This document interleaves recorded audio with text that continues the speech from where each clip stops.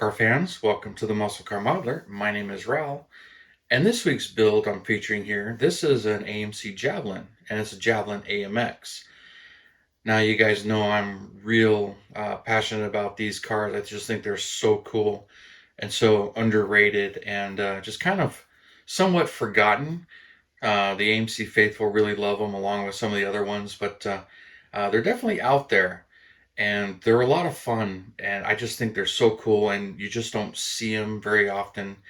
But when you do, it's like, wow, what is that? And I remember, feeling that way when I seen some of my first ones as well. As you really just didn't see them, especially out here.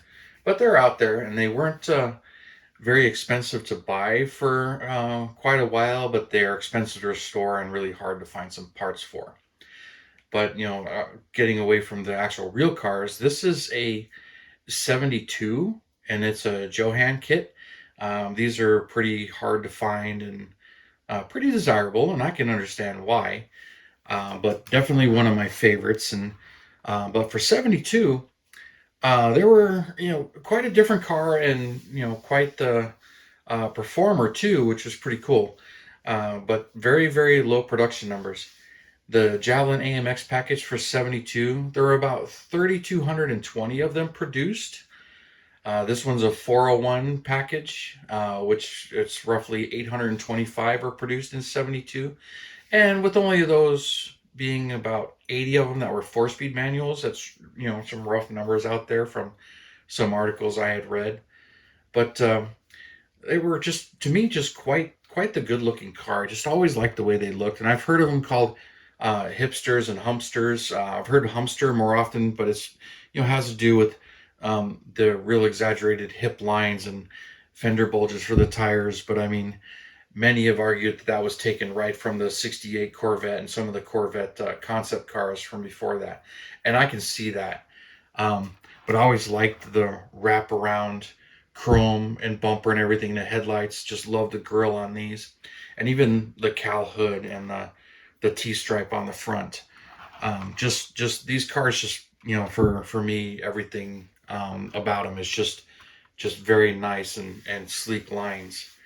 And even the T roof that these had, just got to me and everything. I just the 71 and 72s really appeal to me when it comes to these, and especially with this AMX wing on the back.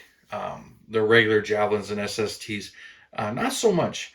The taillights for 72, I think just a little too gaudy, as these are kind of a great looking there. Prefer the 71s when it comes to that, but these were quite interesting. And when it came to these, they were somewhat expensive, not too bad. But the 401 engine produced 340 horsepower at 4,600 RPM and 345 foot-pounds of torque at 3,300 RPM. And interestingly, it had a Motorcraft carburetor on it. It was a 600 CFM carburetor. But there's a lot of, when it came to AMCs, a lot of parts from different suppliers.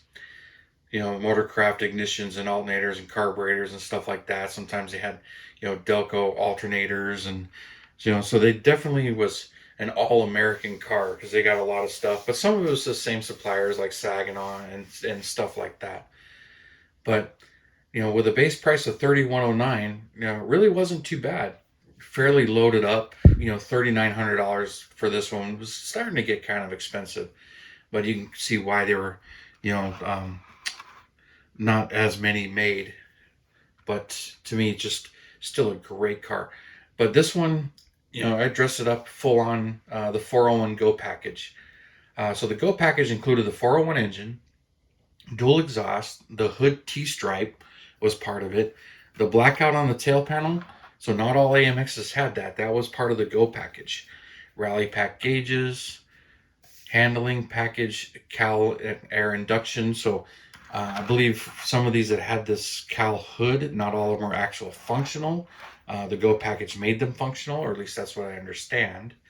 Heavy duty cooling, twin grip differential. That was their AMC nomenclature for posi or limited slip, or whatever term. But AMC's term for it was the twin grip differential. I always got kick out of that.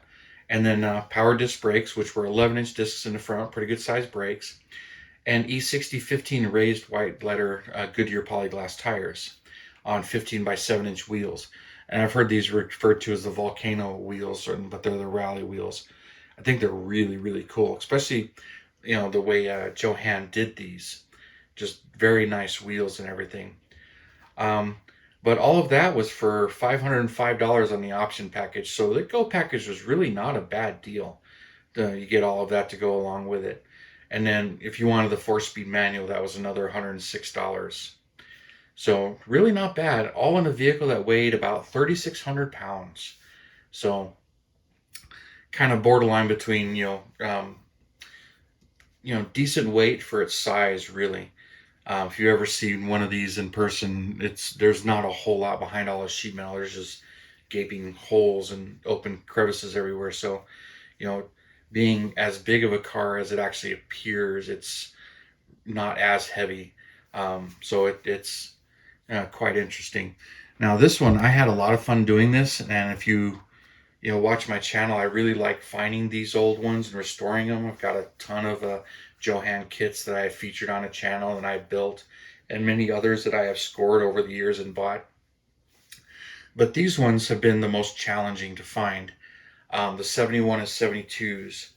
The 73 and 74 kits with the 4 round taillights. Those for a while were easy to find and decent price, and they were great parts cars because you got the stock chassis and the engine and all of those parts. And then, of course, the hood and, most of that stuff. But finding the correct 71 and 72 front and rear bumpers, that was a little bit more difficult. Some of the 72 kits had the right bumpers. It had this rear bumper, but it had the 73 and 74 roof that didn't have the T in it. And then it was really open in the back for where the 73 and 74 taillight panel went in. So, it was a little easier for me to find the bumper. Plus, at the time, you can get the bumpers from Model Haas. You can get replacement hood and some of the parts. But still finding that steering wheel, but the interiors were the same from 71 to 74 as far as the model kits go. So finding the interiors were pretty good. So finding 73 and 74 parts kits, using what I needed and selling what was left.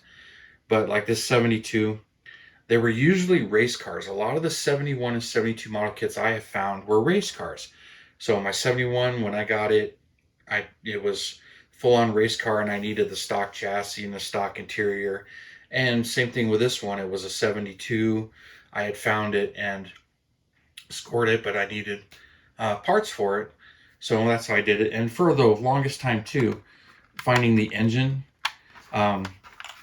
the SC Ramblers were easy to find. Now all these Johan kits are just expensive to find and hard to find. And then there's the single snorkel air cleaner. I'm trying to get the hood off. These are a little nerve-wracking to get the hood off because they can split so easily. And there's the cowl induction hood piece on the bottom. Finding that part of it was kind of hard on some of them. I had one that had it, but most of them that didn't, I ended up just getting a piece of flat styrene to shape and putting it in there. And that's what I did on this one.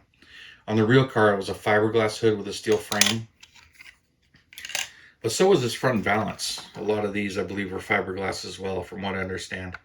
And then a mesh screen grille. I always liked that grille. The AMXs had that where the standard ones didn't. But there's the functional cowl induction air cleaner.